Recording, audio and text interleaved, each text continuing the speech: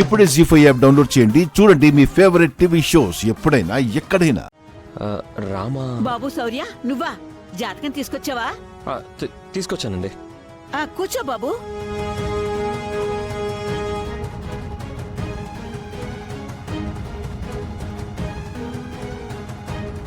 ఏమైంది బాబు? ఇబ్బంది పడుతున్నావే? అయ్యో అదేం లేదండి. రామా గదిలో ఉంది బాబు. నేను ఒకసారి వెళ్ళి మాట్లాడొచ్చా? ఓ అదే సంగతి. అడగచ్చు కదయ్యా, మీ అత్తగారింట్లో మొహాటం ఎందుకు? వెళ్ళవయ్యా, వెళ్ళు.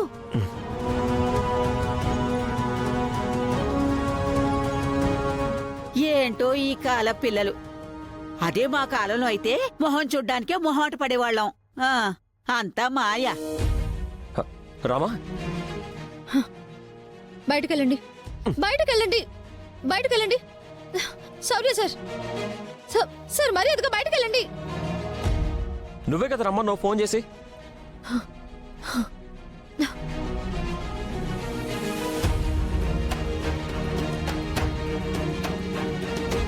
రామా నేను చెప్పేది విను. వద్దు, ఇంకేం చెప్పకండి. వద్దు. ఒక అమ్మాయి మీ వల్ల సూసైడ్ చేసుకుని హాస్పిటల్లో ఉంది.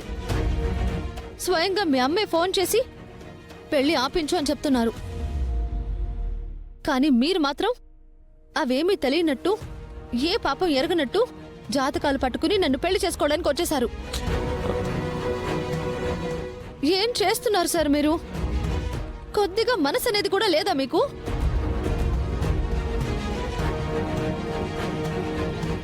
మీ గురించి ఎక్కడ నిజం తెలిస్తే మా నాన్న చంపేస్తారో అని అది మనసులోనే దాచుకుని నేనే ఇబ్బంది పడుతున్నాను. అది మీరు అర్థం చేసుకోకుండా మళ్ళీ పంచాయతీ పెట్టి నన్ను పెళ్లి చేసుకుంటానని మా నాన్న దగ్గర డ్రామాలు ఆడుతున్నారు. ఈ పెళ్లి జరిగితే మా నాన్న పరువు నిలబడుతుందని ఆయన అనుకోబట్టే నేను మీ గురించి ఏమీ చెప్పలేకపోతున్నాను. మీరు దీన్ని అలసుగా తీసుకుని నన్ను ఆడుకోవాలని చూస్తున్నారు. అయ్యో అయ్యో రామా, నేను దీన్ని అలసుగా తీసుకోవడం లేదు. అయ్యో నువ్వు నన్ను తప్పుగా అనుకోవడానికి ఆ రాక్షస అస్మితనే కారణం, నేను కాదు రామా. ఇప్పుడు అస్మిత సూసైడ్ చేసుకోవడం కూడా డ్రామా అని నా డౌట్. మా అమ్మ కూడా అస్మిత మాయలో పడి తనని సపోర్ట్ చేయడం వల్లే నీకు కాల్ చేసింది రామా. చాలు శౌర్య సార్, ఆపండి. మీ తప్పుని ఎత్తు చూపిన ప్రతిసారి మీరు తప్పించుకోవడానికి ప్రయత్నిస్తూ ఎత్తు వేస్తున్నారు. అయ్యో రామా, తప్పు చేస్తే ఒప్పుకోవడం తెలుసు కానీ చెయ్యని తప్పును ఒప్పుకోవడం ఎలాగో నాకు తెలీదు. తెలివిగా మాట్లాడకండి శౌర్య సార్. మీ గురించి తెలియని వాళ్ళ దగ్గరికి వెళ్ళి మాట్లాడండి, కానీ నా దగ్గర కాదు. పాపం పాపం అని నేను ఇన్ని రోజులు ఆగడం వల్లే మీరు నాతో ఆడుకుంటున్నారు. నేనిప్పుడు మా నాన్న దగ్గర ఇరుక్కుపోయాను, ఏం చేయలేను చెప్పలేనన్న ధైర్యంతోనే కదా మీరు జాతకాలు పట్టుకొని వచ్చారు. నేను కూడా ఏదైనా చేసుకొని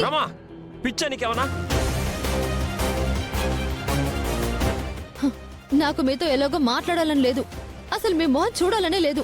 నా కర్మ, ఏం చేయను, అందుకే చేస్తానంటున్నాను. రామా చెప్తున్నా అలా మాట్లాడొద్దని. నీకు నా మీద నమ్మకం లేకపోతే నాతో నడవాల్సిన పనే లేదు.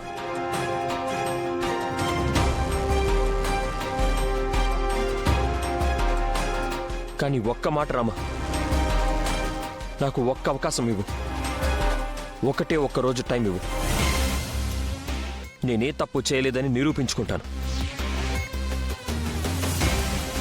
అలా నిరూపించుకోలేకపోతే ఇక ఈ జన్మలో నీకు నా మొహం చూపించకుండా వెళ్ళిపోతాను.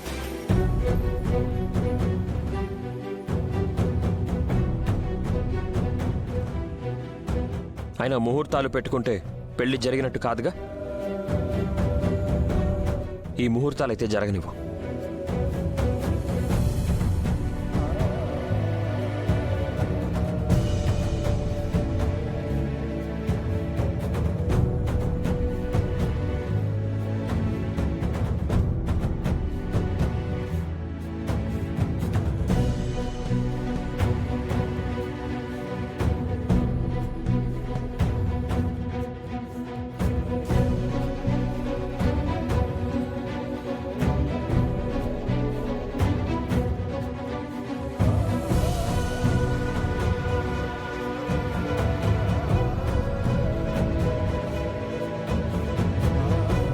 అన్నయ్య మంత్రులు గారు వచ్చారు. నమస్కారం అయ్యా. నమస్కారం, కూర్చోండి.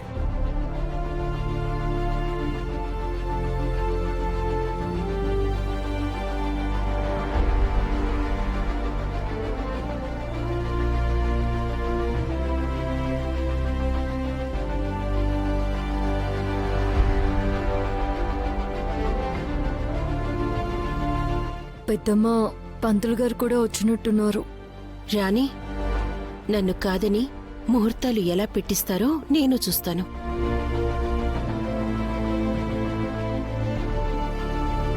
పెళ్లికే వద్దన్నాక ముహూర్తానికి నిన్ను రమ్మని ఎందుకు పిలుస్తారు అత్తయ్య?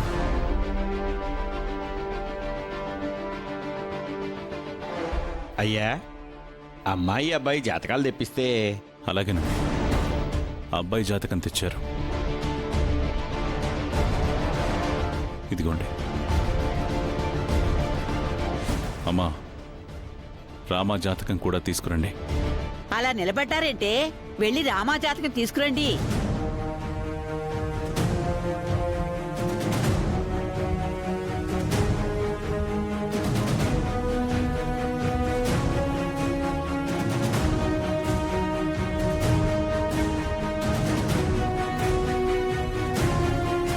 ఏమైందమ్మా? పార్వతి, జాతకం కోసం వెళ్ళావా, జాతరకెళ్ళావా? త్వరగా రా.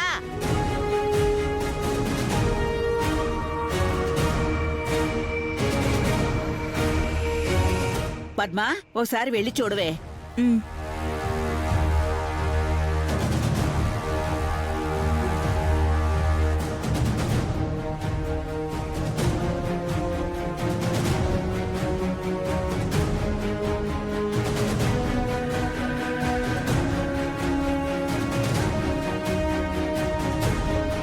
ఇల్లంతా వెతికామమ్మా, ఆ జాతకం కాగితం ఎక్కడా కనపడట్లేదు.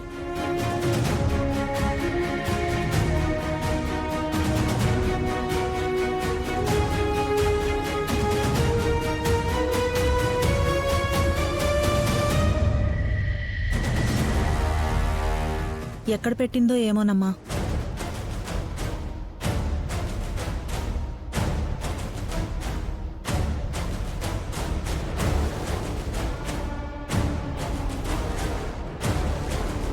అర్థమైంది అత్తయ్య, నిన్ను కాదని ముహూర్తాలు పెట్టుకోలేరు, నిన్ను కలుపుకోవాల్సిందే. పంతులు గారు, జాతకాలు లేకుండా ముహూర్తం పెట్టలేం కదా?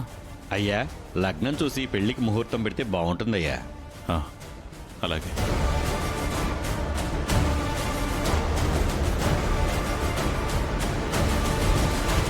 ఏంటే, బియ్యంలో రాళ్లు కనపడుతున్నాయి గాని ఇక్కడ మాటలు వినబట్టలేదా? జాతకం కాగితాలు ఎక్కడున్నాయో చెప్పచ్చుగా. మీరడిగితే చెప్పను. అడగాల్సిన వాళ్ళు నేనడిగినట్టు నన్ను పెళ్లికి రమ్మంటే అప్పుడు చెప్తాను.